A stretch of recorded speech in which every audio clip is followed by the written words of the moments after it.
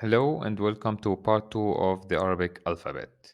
And the first letter that we have today is Jim. Jim. So this is the main shape of the letter Jim. In the initial position, it is like having the first half of the letter. We kind of drop the second half and we keep the first half, we straighten it. In the middle position, it's same like the beginning but with linking arm from the other side. And in the end, it's either connected or separated depending on the letter before. Now, again, I'll give you some time to read the word from the English letters, then you can read it out loud and while looking at the Arabic, how it looks in Arabic letters. So it's your turn now. Jabal, Jabal. Okay. Next word, your turn. Shajara, Shajara. Third one, your turn. ثلج ثلج. جبل means mountain, شجرة is tree, and ثلج is ice. Can you tell me in the first word, like what are the letters that we are familiar so far with? Right, جيم and ب. Okay, let's move to the second letter in this group, which is ح. It looks exactly like j, but without the dot. We call it ح. This sound, it's like breathing, like the sound of the breath. Imagine in winter and when you want to warm your hands, you will just do on them. So this is the sound of this letter. Same approach when we write it in the beginning. It's like jim but without the dot. In the middle, same like beginning but with linking arm. And in the end, it's either connected or separated depending on the letter before. And it's your turn to read the first word. حمار حمار.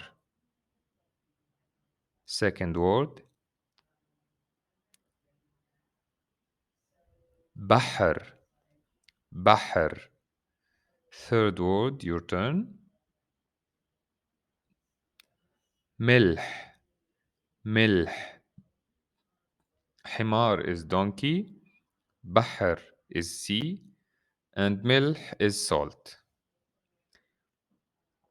Okay, in the first word, what are the letters that we're familiar with? There's the ha and the a in the middle, right? Second word, we already know the b and then the ha after it. Okay. Third letter in this group is kh. Kh. So this letter, it's kind of like when you clean your throat. There's something close to it in German, which is the ch. It's pronounced though like h, but maybe in the Swiss German, like it's the exact sound, like it's kh. The ch in the Swiss German, we pronounce it kh. So again, the same approach when we write it in the beginning. In the middle, it's same like beginning, but with linking arm. And in the end, it's either connected or separated, depending on the letter before. Now it's your turn to read the first word. خشب خشب. Second word, your turn. صخرة صخرة. Third word, your turn. بطيخ بطيخ. خشب means wood, صخرة is rock, and بطيخ is watermelon. Now in the first word, we know the kh and the b. If you check it in the Arabic written, we know the kh and the b. And in the last word, if you check it with the Arabic letters, we know the b and the kh, right? Okay. Next letter, and it's a new group. The letter is da.